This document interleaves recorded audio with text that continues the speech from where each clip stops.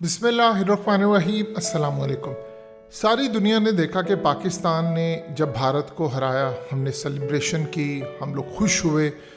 Even के विराट कोहली का जो जेस्चर था, आप सब ने देखा कि जिस तरह उन्होंने मोहम्मद रिजवान को गले लगाया, इवन के बाबर आजम को अप्रिशिएट किया। उसके बाद मैच जब ख़त्म होता है तो धोनी आते हैं मैदान में और आकर बाबर आजम को अप्रिशिएट करते हैं, गुफ्तगू करते हैं। उनकी बैटिंग के मुतालिक उन्होंने बताया कि क्या कमाल तरीके की इनिंग्स खेली, कैसे किया, और एक दो टिप्स दी कि किस तरह बेहतर कर सकते। अब ये उनका रिएक्शन है। अब पाकिस्तान ने क्या किया, देखिए, हमारी तरफ से बाबर आजम, पाकिस्तान की क्रिकेट ने जो मैच्योरिटी दिखाई है, तारीख में इसकी कोई मिसाल नहीं मिलती। उसकी रीज़न एक मेन नज़र आती है। इस वीडियो की अहम डिस्कशन चलती रहेगी, लेकिन इससे पहले आप वीडियो को लाइक करें, हकीकत टीवी को सब्सक्राइब कर लें और बेल आइकन पर ज़रूर क्लिक करें। कि एक तो पाकिस्तान के कैप्टन बाबर आजम और टीम के अंदर आपको मैच्योरिटी नज़र पहले भी आती थी, लेकिन रमीज़ राजा के आने के बाद चीज़ें मज़ीद बेहतर हुई जब आपने मैथ्यू हेडन को बुलाया, फिलैंडर को बुलाया। लेकिन इस सारी सूरत हाल में अगर कोई नहीं बदला तो पाकिस्तान का स्टूपिड मीडिया है।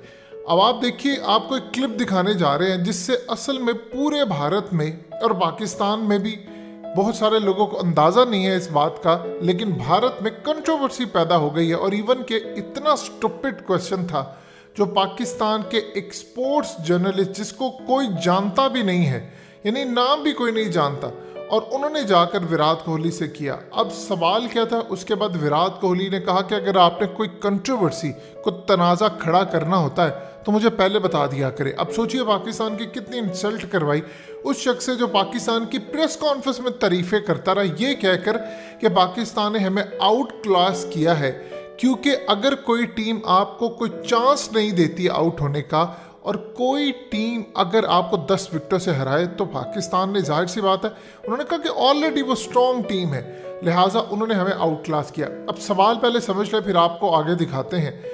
सवाल ये था कि एक रिपोर्टर आते हैं, विराट कोहली से कहते हैं कि आपको नहीं लगता कि रोहित शर्मा की बजाय आप ईशान किशन को टीम में जगह दें एज अ ओपनर। अब ज़रा आप समझ लीजिए, ईशान वो शख्स हैं जिन्होंने 3 T20 मैच खेले हैं आज तक।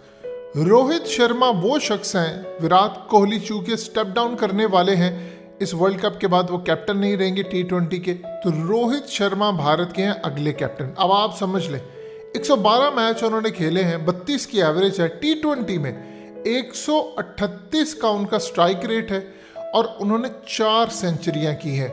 उन्होंने वनडे में 29 सेंचुरियां की हैं, 89 का स्ट्राइक रेट है, और ओपनिंग करने के बावजूद, यानी वो ओपनर है और उसके बावजूद 49 की उनकी एवरेज है। और याद रखिएगा, रोहित शर्मा वो बैट्समैन है दुनिया के वाहिद जिन्होंने सबसे ज़्यादा 3 डबल 100 किए हैं, यानी 264 बनाए उन्होंने, सबसे हाईएस्ट स्कोर उनका है। उसके अलावा 2 डबल सेंचुरीज, यानी वो भारत के मोस्ट फेवरेट बैट्समैन है और उसको हिटमैन का नाम दिया जाता है। यानी भारत के अंदर कोहली को तो किंग कहा जाता है, लेकिन रोहित शर्मा को हिटमैन कहा जाता है, यानी उसको इंजमाम से तशबीह दी जाती है। थोड़े से चबी हैं, लेकिन अब आप ज़रा समझ लें, विराट कोहली को उन्होंने कहा कि आप रोहित शर्मा को निकाल कर ईशान किशन को ले, जिसका कुछ सर पैर नहीं है। अब जाहिर सी बात है, पाकिस्तानी सहाफ़ियों ने कभी सीखा ही नहीं है, ना फॉलो करते आ रहे IPL को, ना किसी और चीज़ को।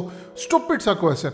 अब विराट कोहली ने ये बात सुनकर सबसे पहले अपना सर पकड़ा, और आप देखिएगा आगे वीडियो में कि उस शख्स ने कहा कि आप मुझे ये कह रहे हैं कि मैं रोहित शर्मा को टीम से निकाल दूं।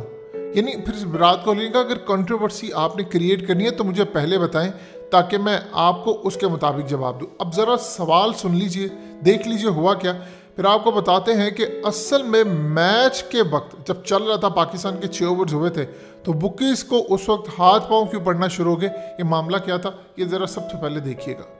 Hi Virat, my name is Sayyid Haider. I'm from Star News, Pakistan. My question regarding the selection of the team, many people, they were talking about the selection that Ishan Kishan, he has played very well in the warm-up matches. So do you think that it's a mistake, Ishan Kishan, if he could play and then he can do better than Rohit Sharma? Next question. It's a very brave question. What do you think, sir? What do you think the team? Sir. No, please. I played the team that I thought was the best. What is your opinion? No, I'm just asking you. Will you drop I'm Rohit not, Sharma I'm not from- going to comment you. From T20 internationals? Will you drop Rohit Sharma? No. You know what he did in the Next last question. game that we played? Yeah? Unbelievable. So if you want controversy, please tell me before so I can answer accordingly. आपने देखा, अब आप जरा अंदाजा कर लीजिए, भारत के अंदर गालियां दी जा रही हैं कि हमने आपके साथ अच्छा बर्ताव किया और आप वो क्वेश्चन पूछें जिसका ना कोई सर है ना पैर है। यही होता है जब आप तैयारी के बगैर जाते हैं।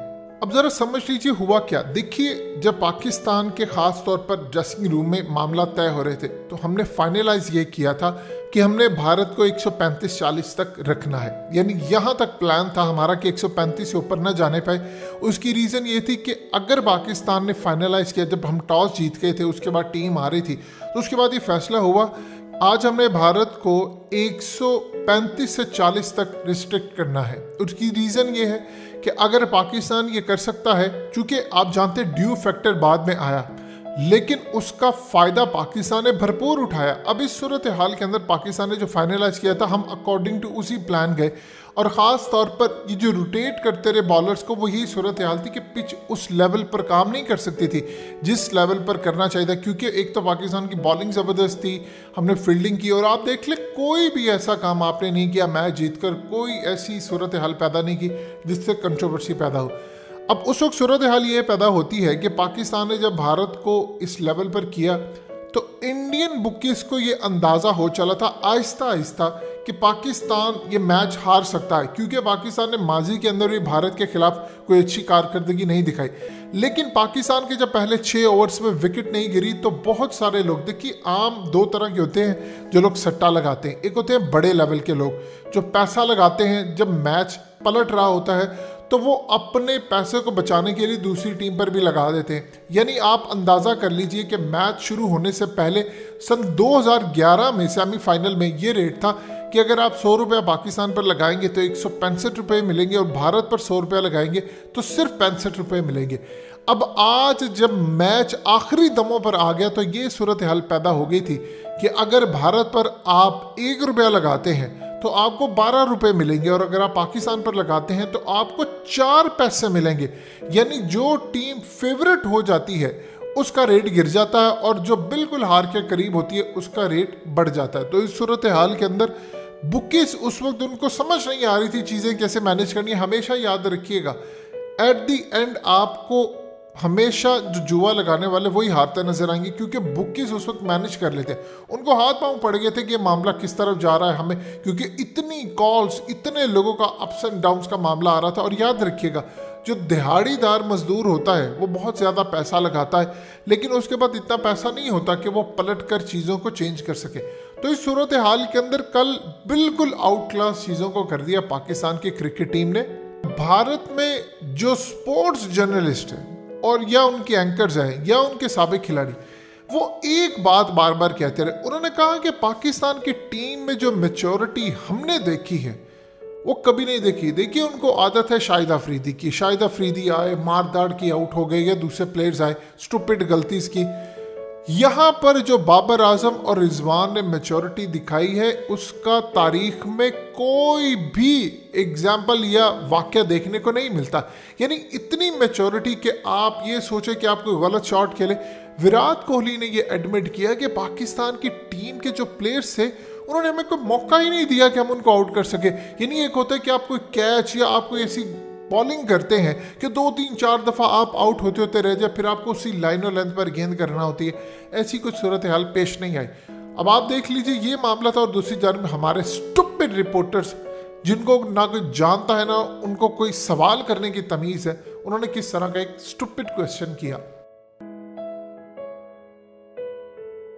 हकीकत टीवी को सब्सक्राइब करना मत भूलें, वीडियो को लाइक करें, शेयर करें और कमेंट सेक्शन में अपनी राय का इजहार ज़रूर करें।